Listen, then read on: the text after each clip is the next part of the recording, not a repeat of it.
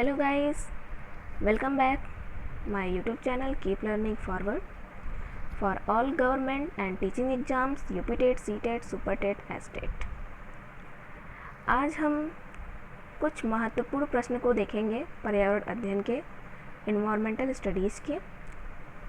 इसके पहले video lectures में हमने टॉप 50 वन लाइनर प्रश्न को हल किया जो एग्ज़ाम्स के लिए बहुत ही इम्पॉर्टेंट है। अगर आप लोगों ने उस वीडियो को नहीं देखा है तो आप मेरे चैनल के प्लेलिस्ट में जाकर उस वीडियो को देख लीजिए।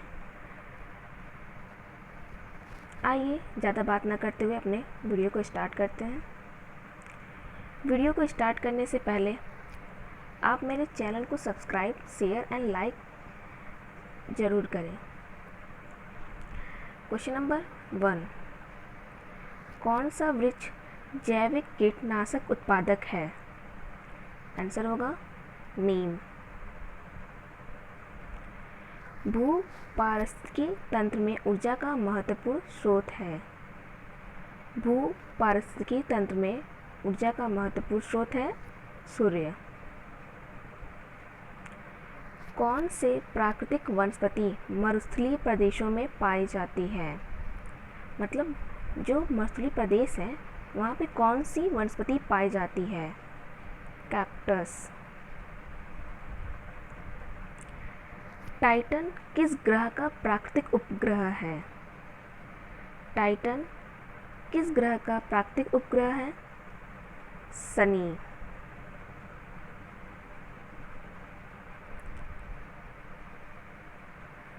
कौन सी बायोडीजल फसल है?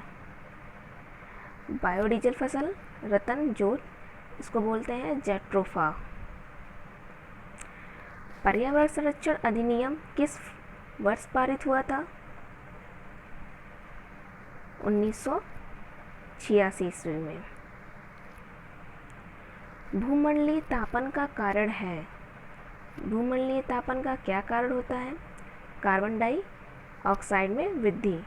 वही भूमंडलीय तापन का कारण का मतलब है ग्रीन हाउस गैस के मतलब है ग्लोबल वार्मिंग को ही भूमंडलीय तापन भी बोलते हैं। और जिसके लिए सबसे अधिक उत्तरदायी कौन सी गैस होती है? Carbon dioxide. किसमें सर्वाधिक जैव विविधता पाई जाती है? उष्ण कटिबंधीय सदाबहार वर्षा वन बायोम। ये जो सारे प्रश्न हैं हम जो हर साल यूपी टेट, सी टेट और एस टेट वो पूछे गए प्रश्न हैं।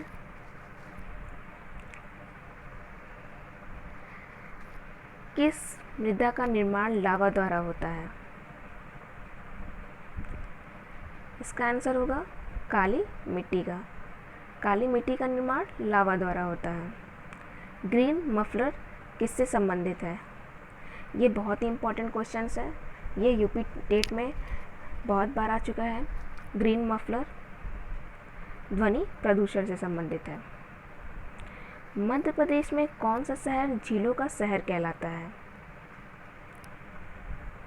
इसका आंसर होगा भोपाल। शिक्षक की सबसे बहुमूल्य निधि होती है। क्या होती है? छात्रों का छात्रों का विश्वास। क्या होता है? मतलब सबसे पहले शिक्षक का क्या कर्तव्य होता है कि अगर वो कोई भी टॉपिक या कोई भी सब्जेक्ट पढ़ा रहा है, कोई भी विषय पढ़ा रहा है, उस पर छात्रों का विश्वास होना चाहिए शिक्षक पे। परिकल्पना को बार बार परीक्षण करने से गलत नहीं पाया जाता है तो वह है, यह क्या है? यह एक सिद्धांत है।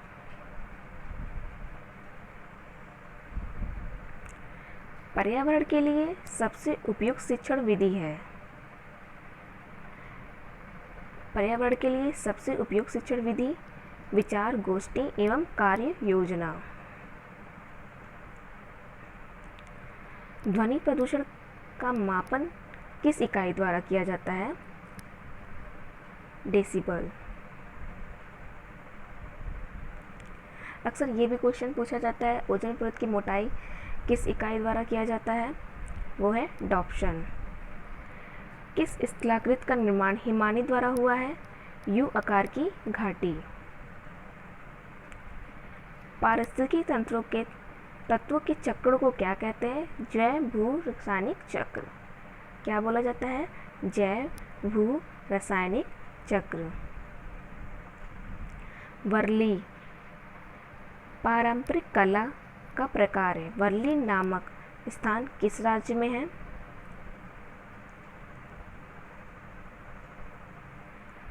कहाँ पे होता है ये? महाराष्ट्र।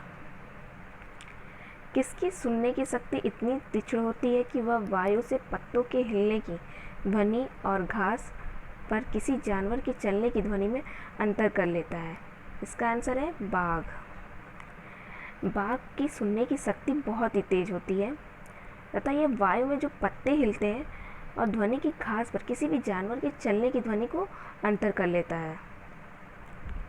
ये सीटेट में पूछा गया क्वेश्चन है। सीटेट में इसी तरह के क्वेश्चन पूछे जाते हैं। जब कोई व्यक्ति ट्रेन द्वारा अहमदाबाद से केरल की यात्रा करता है तब वह अनेक सुरंगों को पार करता है। ये सुरंग किन पर्वतों में है? पश्चिमी घाट।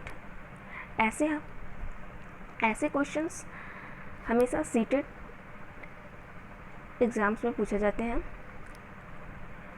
पृथ्वी गोल है। वास्तव में पृथ्वी पर ऊपर नीचे कुछ नहीं होता, केवल सापेक्ष होता है। हम भारतवासी किन लोगों के सापेक्ष उल्टे हो सकते हैं? अर्जेंटीना।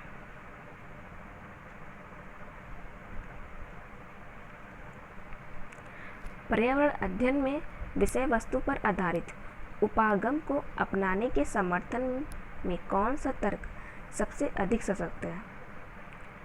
मतलब पर्यावरण अध्ययन करने के लिए विषय वस्तु पर आधारित उपागम को अपनाने के समर्थन में कौन सा तर्क सबसे अधिक सशक्त है? यह पाठ योजनाओं को एक ढांचा प्रदान करने और शिक्षण को अधिक प्रभावी बनाने में मदद करता है। अगला क्वेश्चन, प्रयोग करना आकलन का एक संकेतक है और कौन सा एक प्रयोग करने संबंधी संकेतक का आकलन करने का सबसे उपयुक्त तरीका है?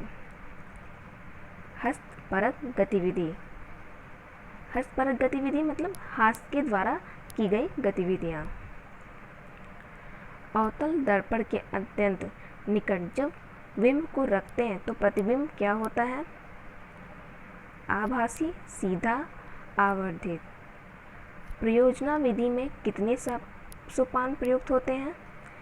परियोजना विधि में 6 सोपान प्रयुक्त होते हैं। कमेंट बॉक्स में आप ये बताइएगी कि कौन कौन से ऐसे सोपान हैं। 6। मच्छरों के प्रजनन की रोकथाम के लिए ठहरे पानी पर तेल डालने की सलाह दी जाती है।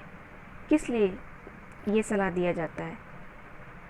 तेल की ऑक्सीजन आपूर्ति को काट देता है जिससे मच्छरों का प्रजनन थम जाता है।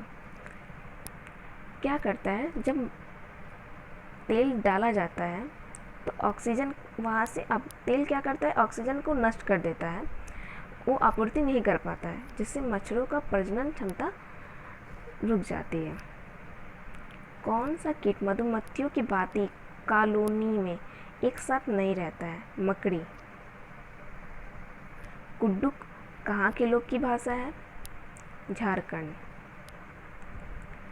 राष्ट्रीय पाठ चर्चा की रूपरेखा 2005 के अनुसार निम्न में से कौन सा एक पर्यावरण अध्ययन की थीम है?